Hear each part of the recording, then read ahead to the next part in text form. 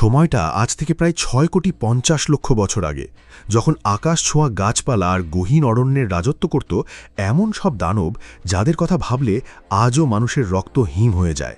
এরা আধুনিক পৃথিবীর কোনো প্রাণীর মতো ছিল না, এরা ছিল প্রকৃতির তৈরি নিখুঁত খুনে মেশিন। আজকের এপিসোডে আমরা উন্মোচন করব পৃথিবীর ইতিহাসের সবচেয়ে ভয়ঙ্কর ৫টি ডাইনোসরের রহস্য। শেষ পর্যন্ত সাথেই থাকুন, কারণ ১ নম্বর ডাইনোসরটি টি-রেক্সের চেয়েও বড় এবং রহস্যময়। আমাদের তালিকায় ৫ নম্বরে আছে ইউটার‍্যাপ্টর। এদের বলা হয় ডাইনোসর জগতের নিনজা। প্রায় ২০ ফুট লম্বা এবং ১,০০০ কেজি ওজনের এই শিকারিটি ছিল অবিশ্বাস্য রকমের দ্রুত। এদের প্রধান অস্ত্র ছিল এদের পায়ের দ্বিতীয় আঙুলের সেই বিশাল ৯ ইঞ্চির নোক। এটি কোনো সাধারণ নোক ছিল না, এটি ছিল একটি ধারালো ছুরির মতো, যা দিয়ে এরা শিকারের গলায় আঘাত করে শ্বাসনালী কেটে দিত। বিজ্ঞানীরা মনে করেন এরা ছোট ছোট দলে বিভক্ত হয়ে অত্যন্ত সুশৃঙ্খলভাবে আক্রমণ করত, যা আধুনিক নেকড়েদের কথা মনে করিয়ে দেয়। এদের বুদ্ধিমত্তা ছিল প্রখর, যা এদেরকে সেই সময়ের সবচেয়ে সফল শিকারিতে পরিণত করেছিল। আমাদের তালিকায় ৪ নম্বরে আছে দ্য জায়েন্ট কিলার ম্যাপুসরাস। আপনি কি কল্পনা করতে পারেন ৩০ জন শিকারী মিলে একটি পাহাড়ের মতো বড় প্রাণীকে আক্রমণ করছে? ম্যাপুসরাস ঠিক এই কাজটিই করত। এরা দৈর্ঘ্যে প্রায় ৪০ ফুট পর্যন্ত হতো।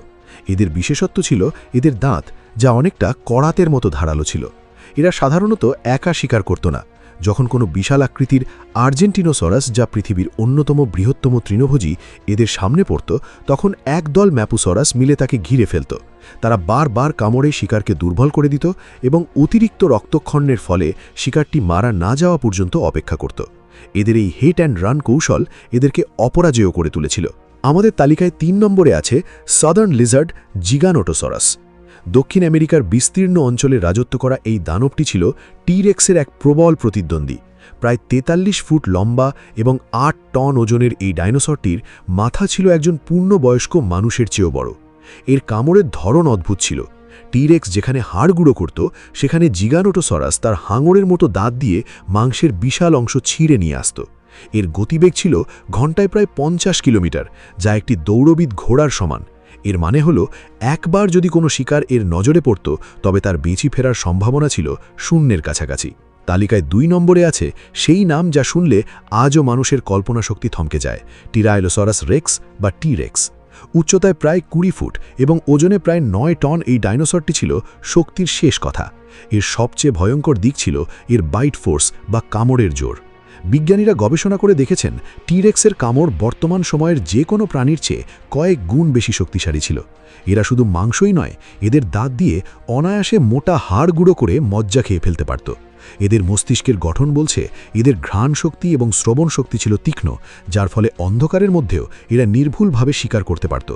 সবশেষে ১ নম্বরে আছে ডাইনোসর জগতের আসল দানব স্পাইনোসরাস। এটি ছিল পৃথিবীর ইতিহাসে এ পর্যন্ত পাওয়া সবচেয়ে বড় মাংসাশী ডাইনোসর।